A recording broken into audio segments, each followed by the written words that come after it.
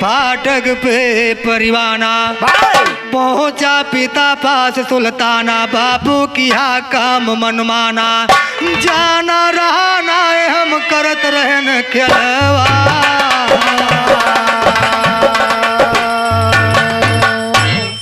अरे करत रहन खिलवाड़ पिताजी रही मोर लड़काई ना, करत रहन खिलवाड़ पिताजी रही मोर लड़काई ना।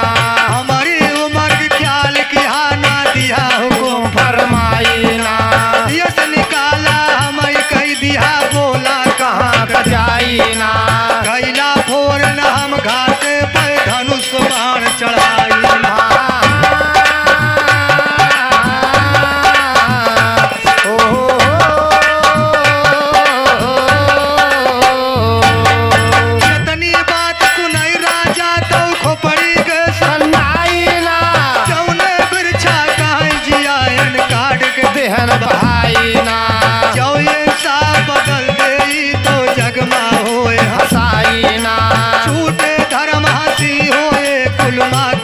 लग जाई ना खबर सुने रानी महलों माँ व्याकुल होई के आई ना। आए गिरिपति के चरणन में कान लगी बिलखाई ना।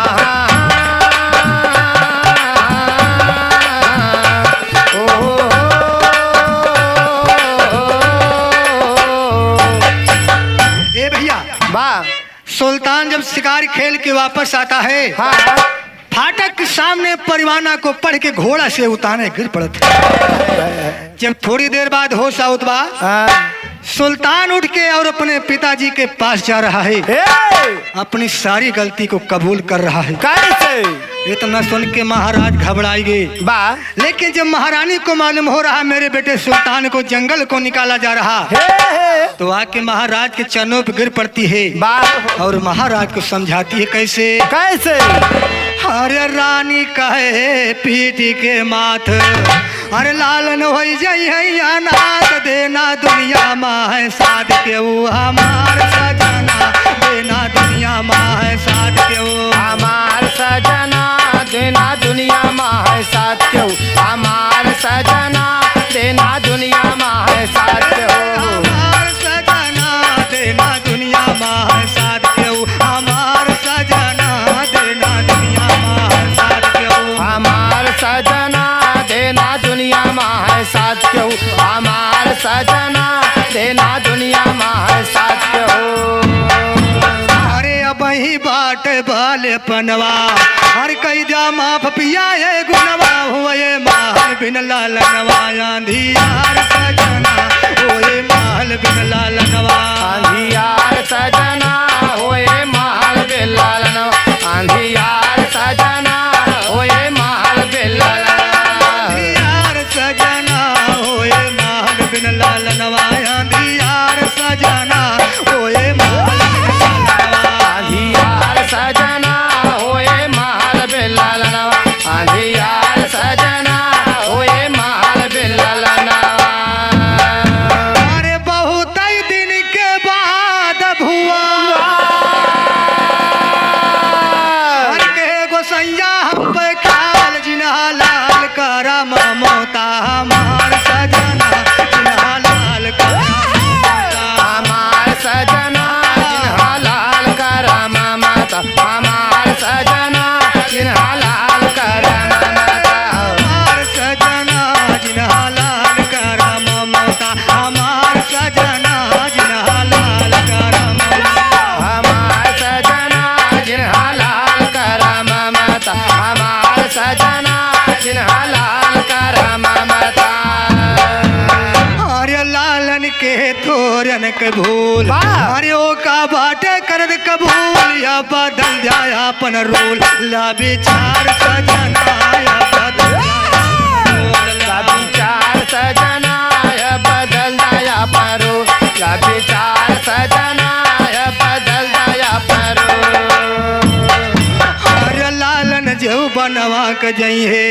अरे बुअला कैसे दिना बिताई है सितिया घमवा मा झोरई है। शिव कुमार सजना सितिया घमवा मा झोरई है। कुमार सजना सितिया घमवा मा झोरई है। कुमार सजना सितिया घमवा मा झोरई है। अरे जे का फूलवन के झूलनवा अरे हम झूलाया रात उतनवा तिया का कैसे भेजी बनवा दिलदार सजना तिया का दिलदार सजना जे का कैसे भेजी बनवा। दिलदार सजना जे का कैसे भेजी दिलदार सजना बनवा। दिलदार सजना ते का कैसे भेजी बनवा। दिलदार सजना जे का कैसे भेजी बनवा। दिलदार सजना जे का कैसे भेजी बनवा। अरे रानी यही किस्म बतलाए अरे मांगे आंचल का फैलाए दिया दिया लौटाए गुलजार सजना दिया दिया लौटाए। गुलजार सजना दिया दिया लौटाए। गुलजार सजना दिया दिया लौटाए। अरे दिया लौटाए पिया लालन का मांगे आंचल फैलाई। दिया लौटाए पिया लालन का मांगे आंचल फैलाई। राजा कहा सुनो रानी क्यों धील धर्म को बिसराए। राजा कहा सुनो रानी क्यों शील धर्म को बिसराए।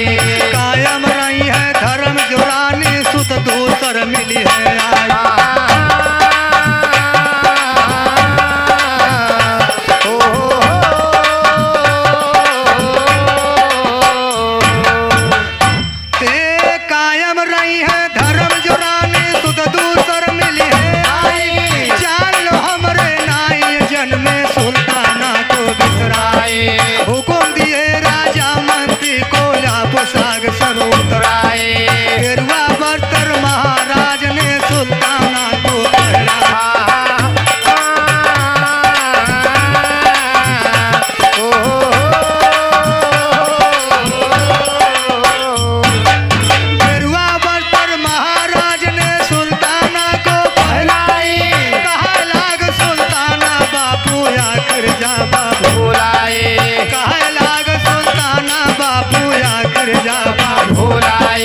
चलती बेरिया हरे पितायक दाव गले लाला।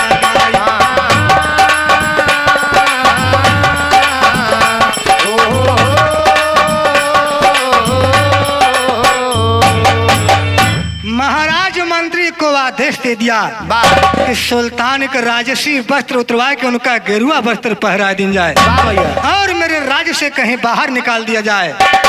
ए भैया सुल्तान जब गेरुआ वस्त्र पहन के तैयार होगा अपने पिताजी से कह रहा कि बापू हम तो जंगल के जाते हैं चलती बेरिया एक दाव हमका अपने गले से लगा जा।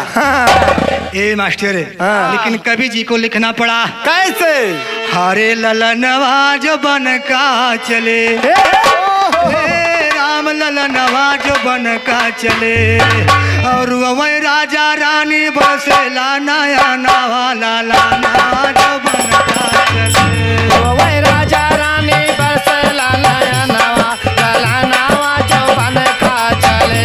वही राजा रानी बसेला नया नवा लाना जो बन का लाना जो बन का लाना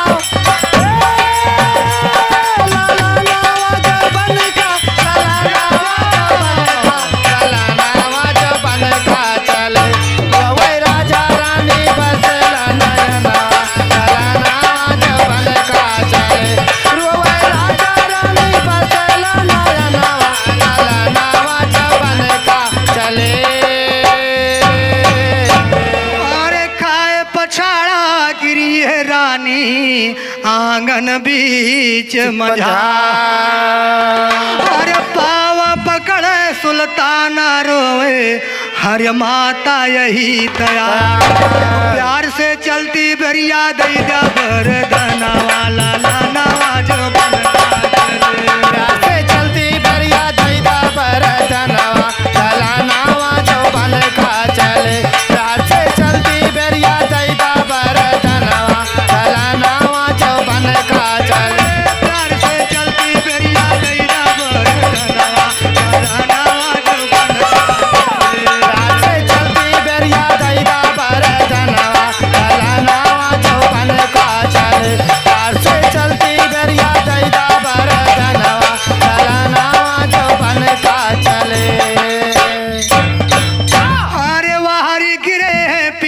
चरण पे और राजा भय बेहाल। छोड़ भुकार महापति रोवे अरे आय बात वाह ख्याल। लाल लिखा रहा करम के लिखना वाला लाना जो बनता। लाल लिखा रहा करम के लिखना वाला लाना जो बनता चले।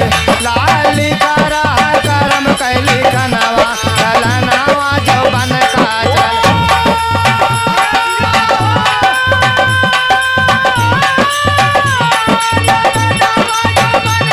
लालानावा जो बनका लालानावा जो बनका चले। लाल लिखा रहा करम के लिखना लालानावा जो बनका चले। लाल लिखा रहा करम के लिखना लालानावा जो बनका चले। सुल्तान अपने माता जी से आशीर्वाद ले करके और पिताजी के चरणों पे गिर पड़ता है। बाय लेकिन महाराज को वही पंडित की बताई हुई बात याद आती है। महाराज कहते हैं बेटा इसमें हमारी कोई खता नहीं है। हाँ। ये तुम्हारे कर्म में लिखा हुआ था। लेकिन कहना बा अरे माथ पकड़ के मंत्री रोए अरे काहे सुना महाराज।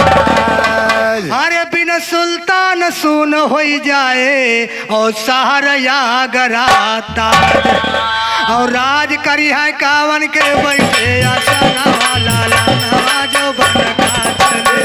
राज करी है कावन के बैठे आसना वाला लाना जो बनका चले।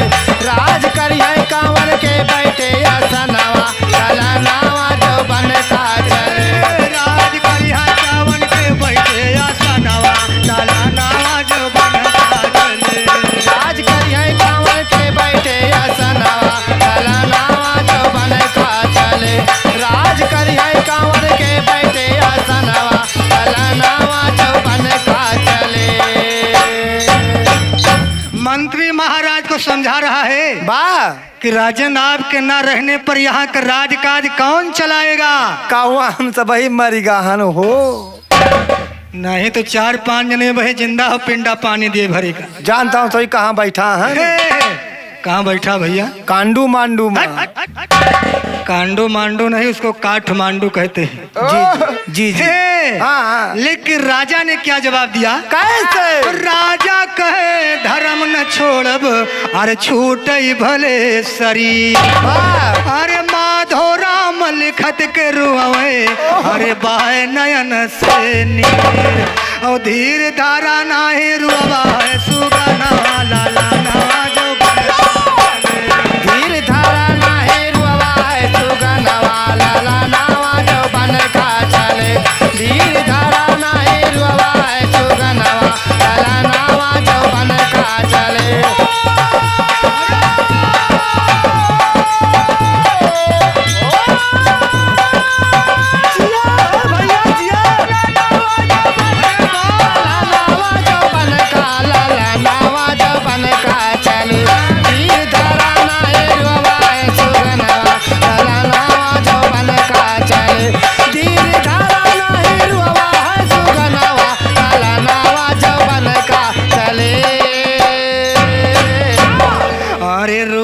सुगना डाली पे जो भा सुल्तान तैयार सुना रोवे सुगना डाली पे जो भा सुल्तान तैयार सुना पहुंचा दिया बन जंगल में वह बालक से कुमार सुना 7 रोज तक बीत गवाना मुंह में पड़ा है हार सुना आगे खिस्सा सुल्ताना के पड़ी है विपत अपार सुना